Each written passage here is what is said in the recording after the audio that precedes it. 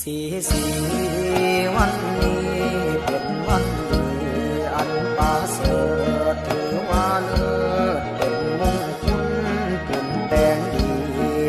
แต่งแล้วผ้าขวัญแก้วยกมาตาสะอ่อนบุญหลายหลากก็พันพาไปไก่มาห่วมใจสมเสือนญาติบ้านอื่นมาจังได้ลา